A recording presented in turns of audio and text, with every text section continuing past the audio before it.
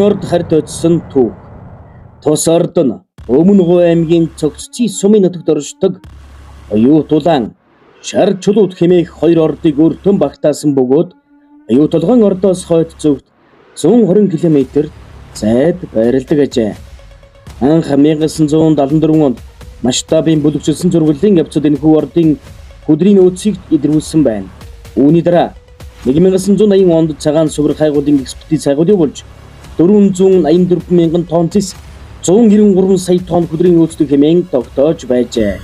Тухайн үедээ техник эдийн засгийн үндэслэлээр жилд 3.5 сая тонн хөдөр боловсруулж хөрөнгө оруулалтаа 3 жил 8 сарын хугацаанд нөхөх боломжтой хэмээн үзжээ. Тус ордын тусгай зөвшөөрлийг 6647 зууны 5 газар тал байд ашигт малтмлын газрын даргын 2010 оны 9-р сарын 3-ны өдрийн тушаалаар олгожээ. Харин Эрдэс соёлын мэргэжлийн зөвлөлийн 2010 оны 7-р сарын 14-ний өдрийн дүгнэлтээр 38436 тонн алт 348 мянган тонн зэсийн нөөцтэй гэж бүртгэж авсан байна. Тус алт зэсийн ордыг 2013 оны 9-р сарын 27-нд гадаадын 100% хөрөнгө оруулалттай оюутулаан компани ашиглахаар тусгай зөвшөөрөл авчээ. Улмаар 2015 онд техник эдийн засгийн үндэс батлуулсан байна. Харин энэ онд ямар нэгэн үйл ажиллагаа явуулсан талаар мэдээ тайлан ашигт малтмлын газарт ирүүлээгүй ажээ. Австралийн хөрөнгийн биржид бүртгэлтэй алт зэсийн хайгуулын Xanadu Mines компанийн эзэмшилт буй тус компани нь 2014 онд хамтын хөрөнгө оруулалт бүхий Монгол Металс компанитай хамтран Turkish Hills Resources компанитай энэхүү ордыг 14 сая $, худалдан авахар гэрээлжээ. Гэхдээ Xanadu Mines компани 90%-ийг тус ордыг анх худалдаж авсан Turkish Hills Resources компани эзэмшдэг Австралийн хөрөнгийн бирж мэдээлжээ. Эдгээр компаниуд нь ийхүү дамжуулан худалдаж байгаа шалтгааныг мэргэжилтэнгүүд тайлбарлахдаа харамгтай ордод хөрөнгө оруулалтын гэрээ үзүүлэхээр зэхэж буй өөрөөр хэлбэл Turkish Hills Resources компани өмнө нь оюутулган ордодоор энэхүү гэрээг байгуулсан. Одоо харамгтай ордодоор энэ гэрээг байгуулах юм бол нилээд хил ам гарч мэднэ.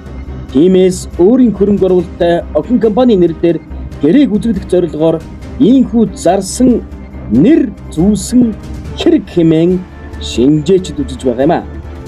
Xanadu Mines компани нь 2005 оноос манай улсад үйл ажиллагаа явуулж эхэлсэн бөгөөд 2011 оноос Австралийн хөрөнгө оруулалттай биржид буцаахан бүртгүүлж манай улс дахь үйл ажиллагаагаа өргөжүүлсэн байдаг юм.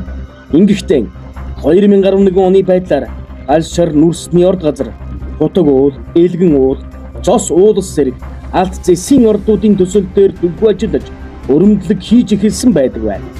Мөн Ховалтай аймгийн нутагт байрлах Жавтанд когч нүрсний хайгуулын төслийг эзэмшгээр гэрээг эцэслэж байсан ажээ.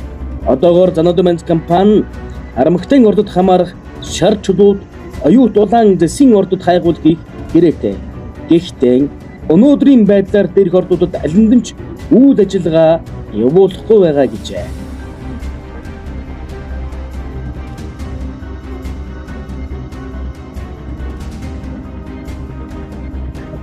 Үндсэн хуулигүй өрөвдөлтэй монголчууд газрын доорх байгалийн баялаг бүх ард түмний өмч гэж Монгол улсын үндсэн хуульд хуульчилсан байдаг. Энэ нь цаасан дээр буусан тунхаг төдий зүйл болжээ. Учир нь өнөөдөр Монголын томоохон ард газруудын 100 тонны улс төрчид бүлэглэл өөрсдийн бэлүү байдлаар сэмхэн хувааж суслах болсон нь бодит үнэн. Тогтвортой байдлын гэрээ нэрээр улс төрчдийн хийсэн томоохон ард газрын тохироноос монголчууд юу хоцсон бэ? Та бодоод үзээрэй. Монгол улсын засгийн газар түүхэндээ 4 удаа томоохон тогтвортой байдлын гэрээ байгуулж байсан байдаг юм. Тэр нь Броговолд, Цайрт минерал, нарийн сухад, оюутлагын тогтвортой байдлын гэрээ. Эхний 3-ыг Цахагийн элбэгдүр жирэмхий сайд байхтан үзгэлсэн. Харин оюутлагын гэрээг 2009 онд ерөнхий сайд баяр байгуулсан байдаг юм. Цахагийн элбэгдүрч Санжийн баярын засгийн газрын үед байгуулсан элгэрээнээс эх оронд минь юу үлдэж байна вэ? Монгол улсын газрын доорх байгалийн баярыг гадаадынхантай хувилдаж хэдхэн гэр бүл сорж байгаа нь бодит үнэн болцоход байна. Тэгвэл Монгол түмний өмч хэмээн үндсэн гол заасан орд газруудын энэ хувь зяа харамхтын ордыг хүлээж буй юм биш үү?